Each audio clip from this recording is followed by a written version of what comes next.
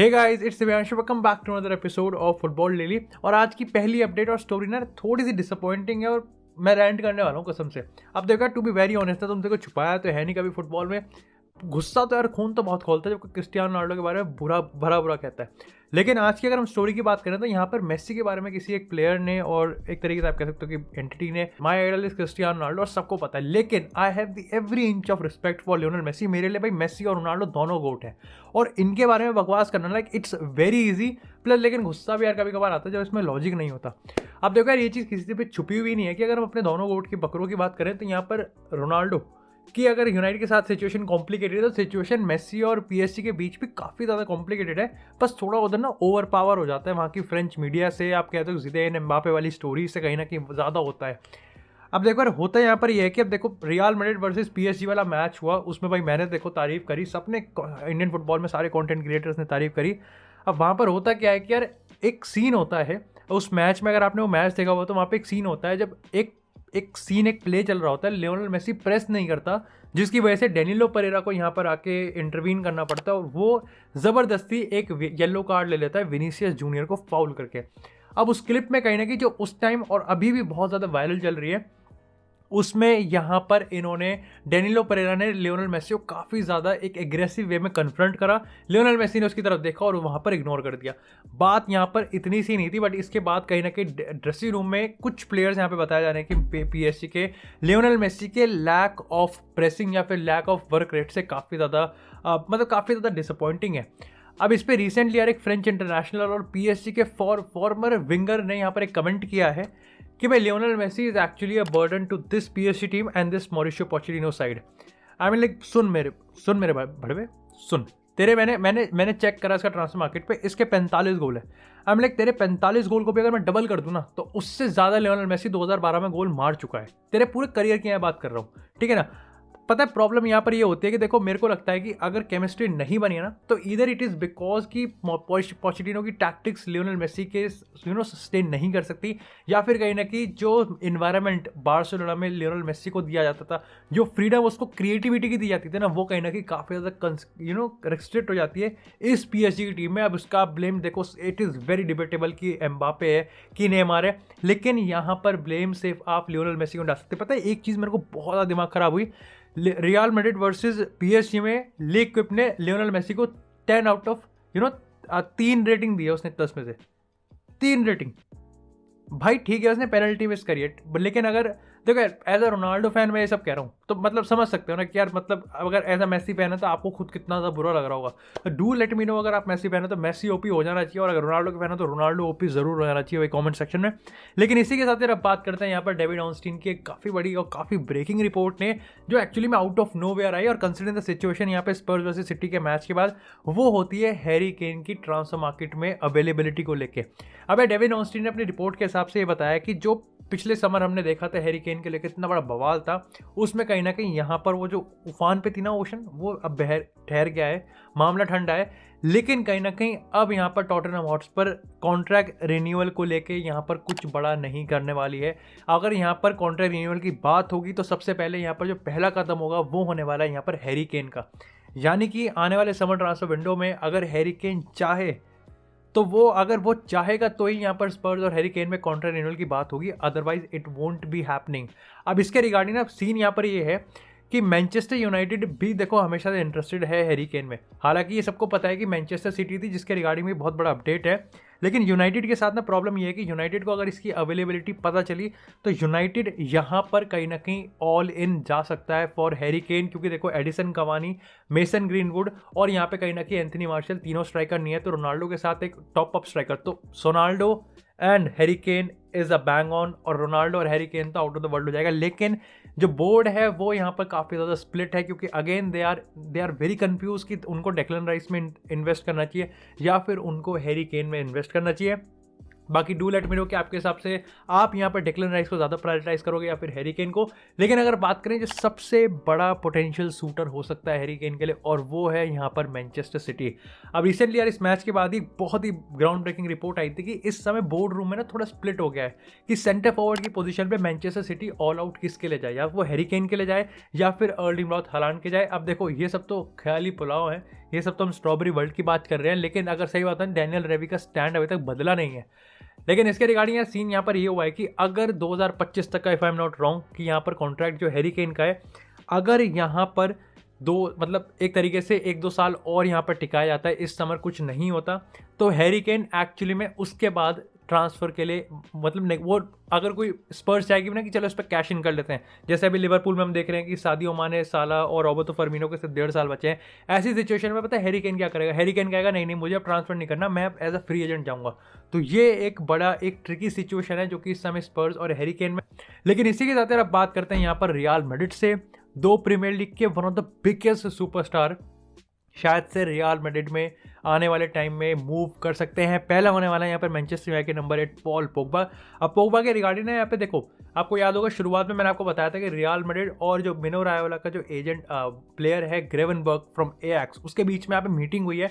But वो meeting ना यहाँ पे इतनी कंस्ट्रक्टिव नहीं हुई है। एक्चुअली में ग्रेवनबर्ग अब बायर्न जा रहा है, 30 मिलियन यहाँ पर पे करने वाली है बायर्न, और मिनो रायोला इस डील के लिए पुश कर रहा है।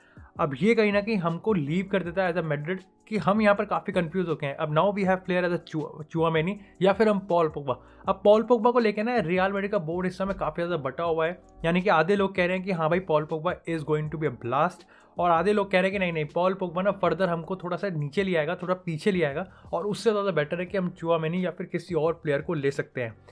दूसरा प्लेयर काफ़ी ज़्यादा अनएक्सपेक्टेड और सरप्राइजिंग होगा, वो होता है यहाँ पर बर्नार्डो सिल्वा। अब देखा रिपोर्ट्स के हिसाब से तो ये लिखा गया है कि बर्नार्डो सिल्वा एक्चुअली में ड्रीम कर रहा है कि वो रियल मैड्रिड को ज्वाइन करना चाहता है। अब ये सिचुएशन आपके सामने देखो इसलिए पुटअप की गई है क्योंकि आपको पता है last summer Bernardo Silva Manchester city को छोड़ना चाहता था। पेप ने उसको कन्विंस किया, और इस सीज़न आपने देखा कि जिस सीज़न लास्ट सीज़न गुंडोगन का एक ब्रेक थ्रू सीज़न था, इस सीज़न मेरे को लगता है कि it is Bernardo Silva who is actually having the one of the best season in the Premier League alongside Mohamed साला।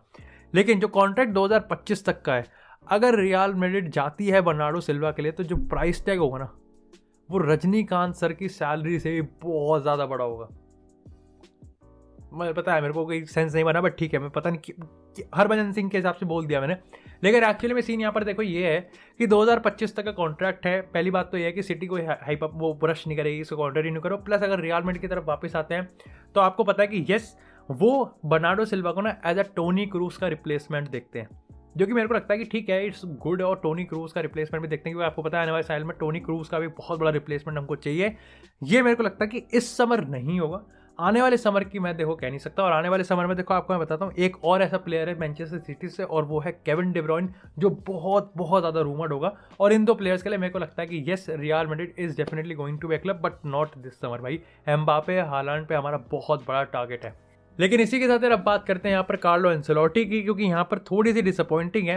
अब देखो यार ये बहुत चीज़ हो चुकी है, मैंने इसको बहुत पॉडकास्ट में बहुत एपिसोड में आपको कहा है कि कार्लो एंसेलोटी का जो सबसे बड़ा क्रिटिसिज्म मेरे को लगता है ना, वो उसका रोटेटिंग है, और उसके लिए उसके जो प्रिंसिपल्स है ना, वो कहीं ना कहीं उस हिसाब से नहीं है जिस हिसाब से रियल मैड्रिड वर्क करती है। अब यहाँ पर डिस्पाइट बहुत ज़्यादा प्रेशर है इस समय फ्रॉम टॉप, यानी कि फ्लोरेंटिनो पेरेस से लेके नीचे तक सब जगह प्रेशर है कार्लो एंसेलोटी पे कि भाई तू अपनी यूथ प्लेयर्स को खेल।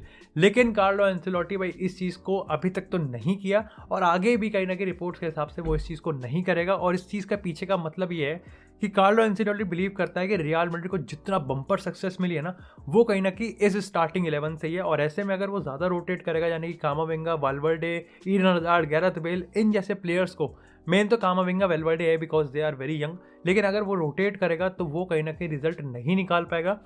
और ये ना रियल मैड्रिड के अभी तक काम करने के प्रिंसिपल्स है ना काफ़ी ज़्यादा अलग है। मेरे को लगता है कि कार्लो एंसेलोटी ना अपने पैर पे खुद कुल्हाड़ी मारेगा, क्योंकि देखो टू बी वेरी ऑनेस्ट, अगर आप यहाँ से भी चैंपियन लीग नहीं जीतते ना, जो कि आप काफ़ी ज़्यादा कॉन्फिडेंट लग रहे हैं इन स्टार्टिंग 11 से, चैंपियन लीग अगर आपने नहीं जीता, चाहे चैंपियन लीग में मैं कह रहा हूँ आपने सेमीफाइनल तक भी नहीं गए ना, और आप कहीं ना कहीं ला लीगा को आपने अगर बहुत मर के जीत लिया, तो भी मेरे को लगता है कार्लो एंसेलोटी पे फ्लोरेंटिनो पेरेस अपना ट्रिगर खींच देगा। That's actually what I think. लेकिन इसी के साथ यार अब बात करते हैं यहाँ पर मैनचेस्टर यूनाइटेड से। तो भाई देखो मैनचेस्टर यूनाइटेड के रिगार्डिंग अब आने वाले टाइम में ये अपडेट है कि आने वाले कुछ हफ्तों में मैनचेस्टर यूनाइटेड फाइनली अपना नया मैनेजर अपॉइंट कर लेगी। अब देखो ये चीज़ मैंने आपको बहुत बार बताया कि यूनाइटेड ना समर सीजन के ख़त्म होने से पहले एक नया मैनेजर अपॉइंट करना चाहती है। उसका पीछे सबसे बड़ा रीज़न ये है कि आने वाले टाइम में शायद से 150-200 मिलियन तो हम नहीं कर रहे कि हम 150-200 मिलियन खर्च करेंगे, उसके आसपास 100-150 तो कर ही देंगे। लेकिन प्रॉब्लम यहाँ पर यह है कि यूनाइटेड अब जो नया मैनेजर ढूंढेगी ना, उसको लॉन्ग टर्म के हिसाब से देख रही है, यानी कि अगेन ओले गुनर सोल्शर वाले हम साइनिंग कर रहे हैं, but this time not going to for a club legend, लेकिन एक बहुत बड़ा और एक लॉन्ग टर्म प्रोजेक्ट। प्लस आपको ध्यान में रखना है कि Ronaldo is still in your squad, तो उसके हिसाब से हमारी जो प्लानिंग होनी चाहिए ना, वो पिछले सीजन जैसी होनी चाहिए, लेकिन फ्लॉप नहीं होनी चाहिए, सक्सेसफुल होनी चाहिए। और उसके लिए नया मैनेजर का आना बहुत इंपॉर्टेंट है। रांगनिक की और बोर्ड की मीटिंग बहुत जल्दी होने वाली है। सिचुएशन यहाँ पता है ट्रिकी इसलिए क्योंकि एरिक टेन हैग और मॉरिशियो पोचेटिनो दोनों ही अपने अपने क्लब के इस समय मैनेजर हैं और अच्छा काम कर रहे हैं अभी के लिए तो। और ये कहीं ना कहीं काफ़ी ज़्यादा ट्रिकी बना सकते हैं, क्योंकि ऐसे में यूनाइटेड उनके एंट्रांस से मीटिंग नहीं कर सकती तो कुछ कॉन्क्रीट नहीं हो सकता। बट स्टिल सारे दरवाजे, बैक चैनल्स वगैरह, अनऑफिशियल ये वो फलाना ढिमकाना, हर तरीके से भाई सीजन के एंड तक अपन लोग यहाँ पर नया मैनेजर एक तरीके से फाइनलाइज कर देंगे। हाउएवर एक छोटा सा स्पॉइलर यहाँ पर ये है कि अदर ऑप्शन को हम ना भूलें, यानी कि रेस सिर्फ टेन हैग और पोचेटिनो में ही नहीं है, अभी आने वाले टाइम में और मैनेजर्स भी यहाँ पर ज़रूर निकलेंगे। लेकिन इसी के साथ यार अब बात करते हैं यहाँ पर FC बार्सिलोना से। तो भाई देखो, सबसे पहली चीज़ तो ये है कि आने वाले टाइम में एस्पिलिक्वेटा और यहाँ पर चेल्सी के बीच एक ऑफिशियल मीटिंग अब यहाँ पर शेड्यूल कर दी गई है। उसमें मेरे को लगता है कि एस्पिलिक्वेटा एंड चेल्सी डिपार्ट कर सकते हैं। हाउएवर यहाँ पे रिन्यूअल का भी ऑप्शन आ सकता है। लेकिन बार्सिलोना के पर्सपेक्टिव से बात करें तो दे आर एब्सोल्युटली कॉन्फिडेंट कि नहीं भाई, हम तो एस्पिलिक्वेटा को साइन कर ही लेंगे। लेकिन जावी के दिमाग में जो इस समय एक प्लेयर चल रहा है ना, वो है यहाँ पर मैथ्यूज डे लीट। अब ऐसे में तो जूल्स कोंडे भी एक आप कह सकते हो कि जूल्स कोंडे इज कहीं ना कहीं जावी को काफ़ी ज़्यादा इंप्रेस करता है। लेकिन जूल्स कोंडे का जो ड्रीम प्रोजेक्ट है ना, वो आई थिंक चेल्सी का है। और क्योंकि चेल्सी से आप कह सकते हो कि रूडिगर जा रहा है, एस्पिलिक्वेटा जा रहा है, तो चेल्सी तो साइन करेगी जूल्स कोंडे को। मेरे को लगता है कि सबसे ज़्यादा चांसेस है जूल्स कोंडे के चेल्सी जाने के।